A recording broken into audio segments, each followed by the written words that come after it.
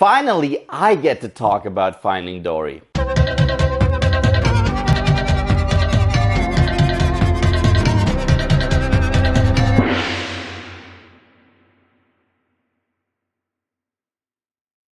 Finding Dory. Finding Dory is a sequel to Finding Nemo, and this movie first and foremost focuses on Dory. You know, that funny little fish with the short-term memory loss? Yeah, we dive into her past a little bit more. We get to meet this fish as a person. And I can tell you from the get-go, this movie blew me away. But I'm getting ahead of myself. What is this movie about? The movie tells the story of Dory, who starts to have like subtle glimpses and memories of her past. She remembers her parents, or the fact that she even had parents, and she wants to find them. So she embarks on a quest to find those little breadcrumbs that are all out of order inside that messy mind of her in order to find her parents. And now we have our movie.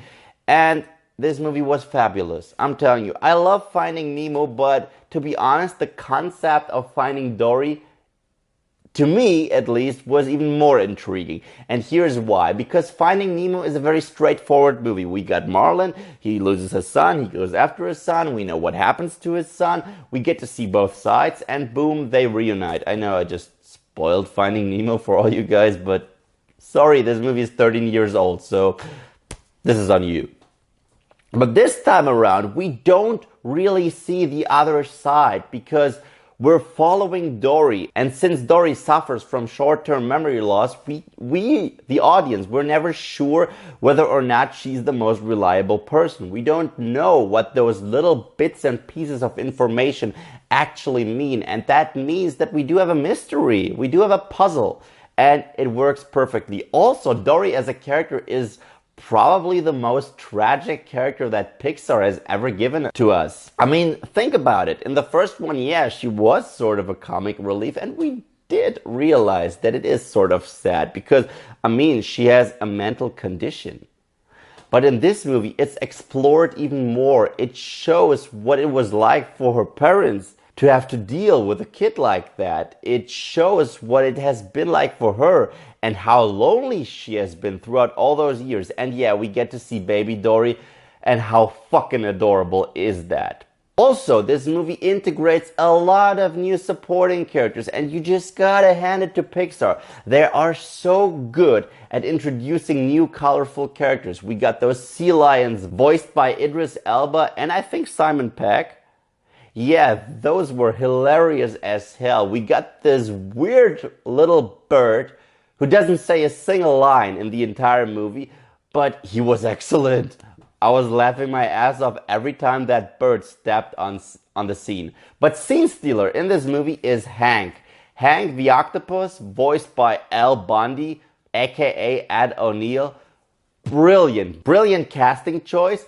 Brilliant character. He was hilarious, he also had a lot of heart, and you want to see the relationship grow between Dory and Hank. Seriously.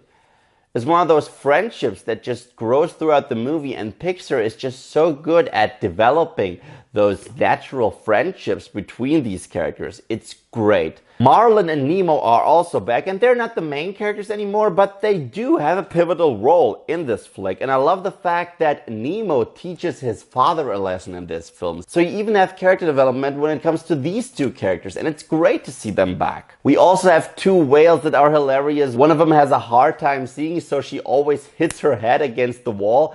And the other one is sort of phobic, which is just hilarious. It's an hilarious concept and it works perfectly.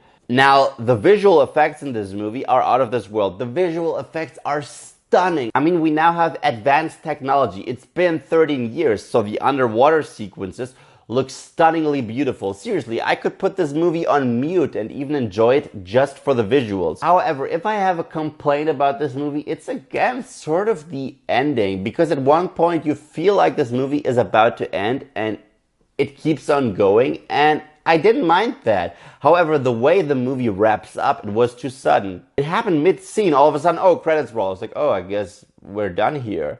But I did love this movie. I do want to see it again, and I'd love this to become a trilogy. Can this be our next Toy Story? Can we have a Finding Nemo trilogy? I mean, it's not too much to ask. Finding Dory definitely gets the silver medal. And by the way, there was a little short flick at the beginning, which was the most adorable thing I have seen in my entire life. It was called Piper. It was about this little baby bird. Yeah, that one gets the gold medal. Tiny gold medal since it's short film, but yeah, gold medal. So Finding Dory, I assume you have seen it by now. What are your thoughts? Let me know in the comment section below. And thank you guys, as always, for watching. And if you like what you see here and you want to see more, then just subscribe.